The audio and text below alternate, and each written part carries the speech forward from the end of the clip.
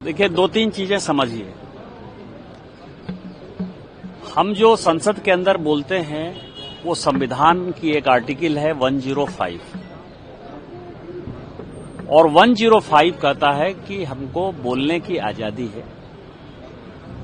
उसी 105 में ये लिखा हुआ है कि कई एक चीजें ऐसी हैं जिसको कि स्पीकर को रूल बनाना है, लेकिन उसमें एक और जो कैच है 105 का, वो ये कहता है कि जो आर्टिकल 19 है कॉन्स्टिट्यूशन का, फ्रीडम ऑफ स्पीच, उसको सबसे पहले ध्यान में रखना है। आर्टिकल 19 का जो पॉइंट नंबर 2, 3 और 4 है, वो ये कहता है कि जहां दूसरे देशों के साथ संबंध खराब होने की बात हो,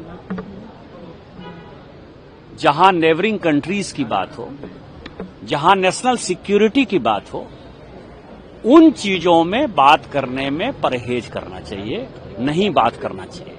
ये भारत के 140 करोड़ लोगों पर लागू होता है और संसद में बैठे हुए हम सभी सांसदों पर लागू होता है।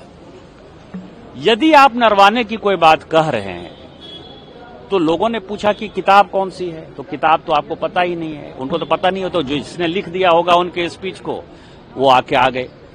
दूसरा सवाल यह है कि जब ये पार्लियामेंट बना तो उसमें कुछ नियम आए, जैसे 349 है। 349 का पहला पॉइंट कहता है कि आप किसी किताब को, किसी न्यूज़पेपर को, उसको कोट नहीं कर सकते। दूसरा कहता है 352(2) है, वो ये कहता है कि आप किसी मेंबर के ऊपर, जो बोनाफाइड मेंबर है उस सदन का, यदि उसके ऊपर कोई एलिगेशन है तो उसके लिए 7 दिन का नोटिस देना पड़ेगा। और उसी में फिर 353 है नियम, जो ये कहता है कि किसी मिनिस्टर के ऊपर यदि आपका आरोप है तो जब तक उसकी इंक्वायरी नहीं हो जाएगी तब तक उसके ऊपर आप कोई क्वेश्चन नहीं कर सकते हैं। तो राहुल गांधी जी को न भारत के संविधान पर भरोसा है, न स्पीकर की रूलिंग 389 ये कहता है रूल बुक में कि जो स्पीकर ने कह दिया वो फाइनल है, न उसके ऊपर भरोसा है, न आर्टिकल 349 जो रूल बुक है उस पर भरोसा है, न 352(2) पर भरोसा है, न 353 पर है।